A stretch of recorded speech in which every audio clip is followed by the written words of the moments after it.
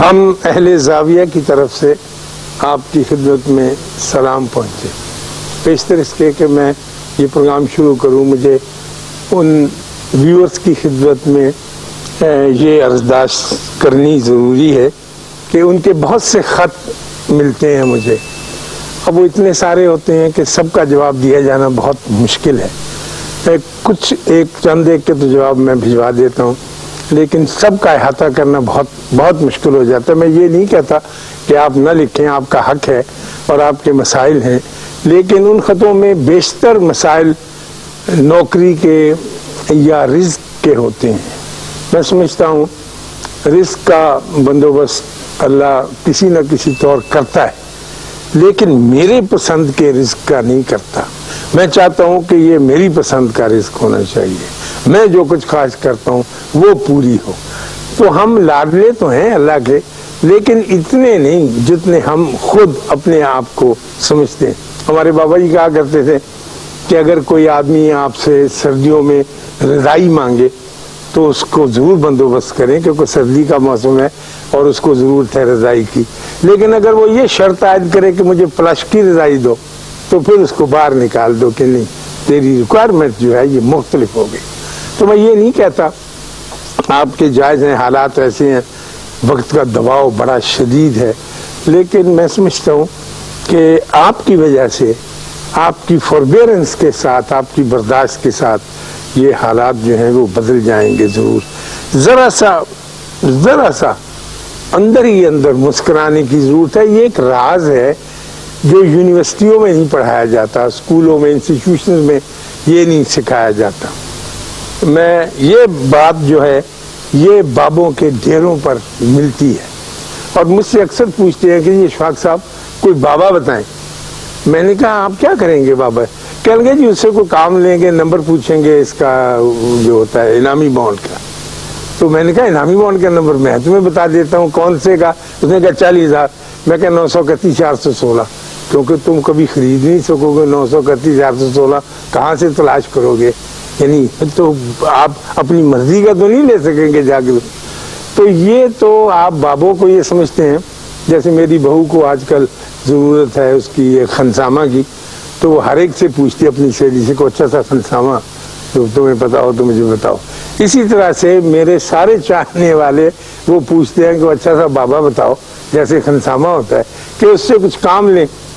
تو یہ کام لینے کے لیے، اس طرح کا کام لینے کے لیے نہیں ہوتے. ان کے پاس کچھ اور طرح کی دولت اور کچھ اور طرح کا سامان ہوتا ہے جو میں نے متجسس ہو کر، حالانکہ میں تو ولایت میں تھا، پروفیسری کرتا تھا، آ کے یہاں میں نے دیکھا کہ یا اللہ یہ بھی ایک علم ہے، اور یہ کیسا علم ہے، اور اس کو کس طرح سے آگے چلائے جاتے. مشکل بہت ہوئی. مثال کے طور پر میں آج یہی موضوع عرض کروں گا آپ کو کہ ان کا حکم ہوتا ہے کہ چھوٹے چھوٹے کام کریں، بڑے کام نہ کریں. چھوٹے کاموں کو مت بھولیں، چھوٹے کاموں کو ساتھ لے کر چلیں. چھوٹے کاموں کی بڑی اہمیت ہے. ہم اس بات کو مانتے نہیں تھے کہ یہ کیسے ہو سکتا ہے کہ چھوٹا کام جو ہے اہمیت کا حامل ہو. چنانچہ جب ہم گئے وہاں ڈیرے پر تو ہمیں مٹر چھیلنے پہ لگا دیا. میں بڑا 3 پیس سوٹ، ٹائی لگی ہوئی، اور مٹر میں نے ساری زندگی کبھی نہیں چھیلے تھے. یہ پھر انہوں نے لہسن کی پوتھیاں دے دی. ترئی نہیں ہوتی کہ اس کو چھیلو، سارے ہاتھ میں بدبو آنی شروع ہوگی. میتھی کے پتے الگ کرو، ڈنٹل اس کے باریک باریک کاٹو. یہ جو مشقت ہوتی ہے، جس سے اب تو خواتین بھی نکل گئی، ہماری بچیاں. میری بیٹی ہے ایک ہماری زنیرہ، اس کو کوئی کام دے دیں چھوٹا کہ بھی یہ خط پہنچا دینا، وہ کہتی بابا یہ تو معمولی سا کام ہے، مجھے کوئی بڑا سا کام دو، اتنا بڑا کہ میں کر کے دکھاؤں آپ کو، یہاں سے اوپر شٹل میں جانے کا کام. تو میں کہتا ہوں یہ خط تو پہنچانے کی، کہنے کی نہیں، یہ پڑا ہی رہ گیا میرے پاس. تو اس طرح کا بھی زندگی میں کام جو ہے چلتا ہے ہماری. اور ان کا مقصد یہ ہوتا ہے کہ آپ کو ڈسپلن کس طرح سے کیا جائے. ہمارے دین میں سب سے اہم چیز ڈسپلن ہے. سب سے.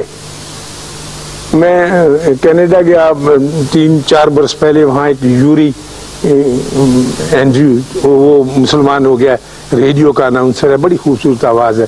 تو میں 2 وجہ سے کہ وہ اناؤنسر اتنا اچھا ہے تو مسلمان ہو گیا، تو میں اس سے ملنے گیا. تو وہ بتاتا رہا کہ کیوں مسلمان ہوا، اس کی وجہ تسمیہ کیا تھی. کہ میں سورہ روم پڑھ کر ہوا. یہ میں پھر کبھی آپ کو بتاؤں گا کہ سورہ روم میں اس کو کیا نظر آیا. تو میں نے کہا اب ہمارے حالات تو بڑے کمزور ہیں یوری. اس نے کہا نہیں اسلام کا تو سامنے لکھا ہوا دیوار پر بڑا بڑا. میں نے کہا نہیں ہم تو ذلیل و خوار ہو رہے ہیں جس طرح سے ہم کو گھیرا جا رہا ہے. اس نے کہا ٹھیک ہے گھیرا جا رہا ہے لیکن اس میں سے نکلنے کا بھی ایک انداز ہے تو ہم نکلیں گے. تو میں نے کہا آپ کیسے نکلیں گے. اس نے کہا جب کوئی 500-600-700 امریکی مسلمان ہو جائیں گے نا, گورے, بلانڈ, بلو آئیڈ, یہ دوسرے جو ہوتے ہیں ان کا نہیں کہتا, اور اسی طرح سے 600-700 کینیڈین ہو جائیں گے اور 900-850 اسکینڈینیوین ہو جائیں گے تو پھر ہمارا قافلہ چل پڑے گا, کیونکہ وی آر ڈسپلنڈ پیپل. ہم ڈسپلنڈ لوگ ہیں اور اسلام ڈسپلن کو مانگتا ہے, نعرہ بازی کو نہیں مانگتا, تو ہم آگے چلیں گے. تو میں بڑا مایوس, شرمندہ اور تھک سا گیا اس کی آواز سن کے. میں نے کہا دیکھو ہر حال میں ان کی چڑھ مچ جاتی ہے, یہ گورے یہاں بھی کامیاب ہو جائیں گے. یعنی اسلام تو ہمارا بہت پیارا ہے, ہم تو نعرے مار مار کے گانے گا گا کے یہاں تک پہنچے اور ہمیں مل نہیں رہا. تو میں نے کہا اس میں ہمارا کوئی حصہ نہیں ہوگا. اس نے کہا نہیں آپ تو معافی چاہتا ہوں, آپ کا حصہ نہیں ہوگا. میں نے کہا یار ہمارا بھی جی چاہے گا کہ ہم بھی. کہنے کا ایسے کریں گے کہ جب ہمارا قافلہ چلے گا ایک مضبوط سا لوگوں کو بتانے کے لیے کہ کیسے, تو تم بھی بسترے اٹھا کے پیچھے چلتے آنا اور کہنا کہ سر وی آر آلسو مسلمان, تو چلو تمہارا بھی ایسا خوشی کا سامان ہم کر دیں گے. لیکن آپ میں وہ ڈسپلن والی بات ہے نہیں. اور دنیا جب بھی آگے بڑھی ہے, پرانے زمانے میں یا تو ڈسپلن کے سہارے آگے بڑھی ہے, اس کی سخت ضرورت ہے. تو پھر جب اس نے یہ بات کہی تو یوری کہنے لگا دیکھیے ہمارے دین میں اوقات مقرر ہیں, وقت سے پہلے نماز نہیں ہو سکتی, وقت کے بعد نہیں ہو سکتی, اس کی رکعت مقرر ہے. آپ مغرب کی 3 ہی پڑھیں گے. اگر آپ یہ چاہیں کہ میں 4 پڑھ دیتا ہوں, اللہ کا بھی فائدہ میرا بھی فائدہ, تو یہ غلط بات ہو جائے گی. تو آپ کو اس کے اندر فریم ورک کے رہنا پڑے گا. پھر آپ حج کرتے ہیں, اس میں کچھ عبادت نہیں کرنی, طے شدہ بات ہے کہ آج آپ عرفات میں, کل مزدلفہ میں, پرسوں مینا میں, اور بس ختم. حج کچھ نہیں وہاں کرنا, جگہ بدلنی ہے کہ فلاں وقت سے وہاں پہلے پہنچ جاؤ, اور جو یہ کر گیا اس کا حج ہو گیا, اور کچھ لمبا چوڑا کام نہیں ہے. تو یہ ڈسپلن سکھایا گیا ہر معاملے میں. اور یہ ڈسپلن ہمارے بابے کہتے ہیں کہ یہ چھوٹے کاموں سے شروع ہوتا ہے, معمولی کاموں سے شروع ہوتا ہے. جب آپ معمولی کام کو ہمیں اتنی دیتے اور ایک لمبا سا 5 ایئر پلان بنا کے بیٹھ جاتے ہیں اپنا ذاتی اور اپنا انڈیویجول, تو پھر اگلا کام چلتا نہیں ہے آپ سے.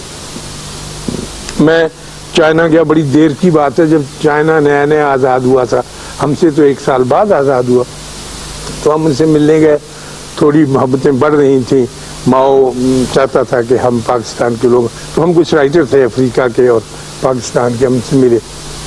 ایک گاؤں میں بہت دور پہاڑوں کی اوٹ میں کچھ عورتیں بیٹھی دانے بھون رہی, بھٹی نہیں ہوتی لگی ہوئی, دھواں نکل رہا تھا اس کا. تو میرے ساتھ شوق صدیقی تھے, جمیل الدین, کہیں گے یہ کیا, یہ تو بھٹی بھون رہی ہیں عورتیں ہماری طرح کے, دانے ہوں گے شاید.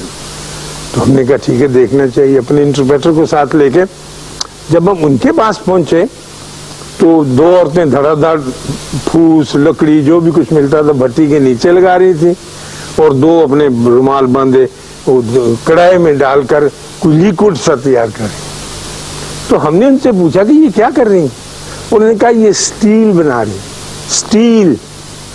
میں نے کہا سٹیل کی تو بہت بڑی فیکٹری ہوتی. اس نے کہا ہم غریب لوگ ہیں اور چائنا بھی آزاد ہوا, ہمارے پاس کوئی سٹیل مل نہیں ہے, ایک امپرووائزڈ میتھڈ ہم نے اختیار کیا ہے, ایک اپنے طریقے کا, ہمارے کے مردہ سنگ سندور ڈال کے کس طرح سے گرم کرنا ہے لوہے کو.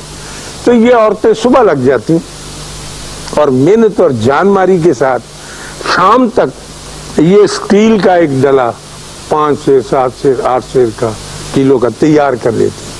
وہ آتا ہے ٹرک والا ان سے لے جاتا ہے, جمع کرتا ہے. تو ہم کو جس چیز کی ضرورت ہوتی ہے اس سٹیل کے سہارے ہم اپنی اس کمی کو پورا کرتے ہیں جو سٹیل تقاضا کرتا ہے. تو میں تو اب بھی جب کبھی بات یہ سوچتا ہوں کہ سبحان اللہ ان کی کیا ہمت تھی, ان کو کس نے ایسے بتا دیا کہ یہ کام ہم کریں گی تو ملک کی کمی جو ہے وہ پوری ہوتی رہے گی. چھوٹا کام خواتین حضرات بہت بڑا کام ہوتا ہے، اس کو چھوڑا نہیں جا سکتا. جو چھوڑ دیتا ہے انفرادی طور پر یا اجتماعی طور پر مشکل میں پڑ جاتا ہے. اٹلی میں کلو ہوتا تھا، ایک ہمارا بابا یہودی تھا، بڑا سخت یہودی، اس کی کوئی 13-14 منزلہ بلڈنگ تھی.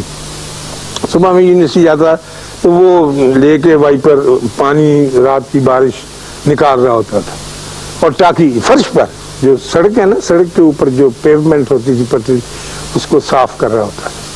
تو میں نے کلاؤ سے کہنا، میں کہا بالکل یہ وفار ہے کچھ تصویر، آپ یہ کیوں کرتے ہیں اتنے بڑے آدمی ہو گئے، کروڑوں کے مالک. اس نے کہا یہ میرا کام ہے، بڑا یا چھوٹا نہیں ہوتا اس میں. جب میں نے یہ ڈیوٹی لے لی ہے اور میں اس ڈسپلن میں داخل ہو گیا ہوں تو میں اس میں چلوں گا. اور میں نے کہا آپ اس میں کیوں چلتے ہیں؟ اس نے کہا کہ یہ انبیاء کی صفت ہے، جو انبیاء کے دائرے میں داخل ہونا چاہتا ہے، ایک یہودی کہہ رہا ہے، وہ چھوٹے کام ضرور شروع کرے گا.